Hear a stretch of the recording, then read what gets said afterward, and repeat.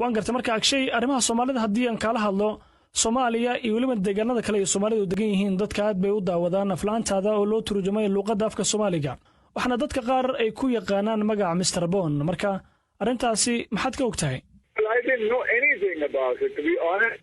let me haddii aan si daacad ah kula hadlo runtii ma ogeyn in dadka Soomaalida ay daawadaan aflaantayda marka hore waxaan leeyahay qof walba oo Soomaali ah oo i dhageysanaya sanad wanaagsan xaaladda Soomaaliya aad baan ugu warhayaa waana ku faraxsanahay in dadka Soomaalida ah ay taageeraan oo ay daawadaan aflaanta Hindiga Soomaalidu waa dad aan aad u ixtiraamo waxaan rajaynayaa inaan imaado Soomaaliya run ahaantii ma ogeyn taageerada ii hayaan Soomaalida balse waad ku mahadsan tahay inaad ii sheegtay thank you for telling me this waan gartay marka adigu ka shakhsi ahaan maxaad ka aaminsan tahay Soomaaliya iyo dadka Soomaalida ee daawada aflaantaada I believe it must be a great looking and a beautiful country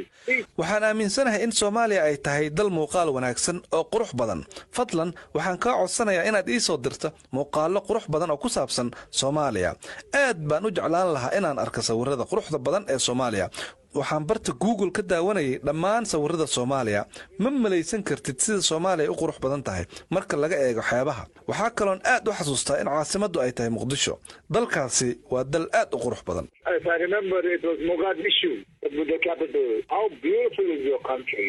agshay waxyaabo inta badan ee dadku isweydiiyaan waxa kamid ah qatarta ka soo wajahdo markaad sameynayso aflaanta actionka ama aflaanta ku salaysan dagaalka marka arrimahaasi maxaad inooga sheegi kartaa Well, I do a lot of action, but kunahantii waan sameeyaa aflaan badan oo action ah balse inta aan filmka sameyn waxaan sameeyaa taxadar aad u badan I take a proper care before I do it ugu dambeyntii marka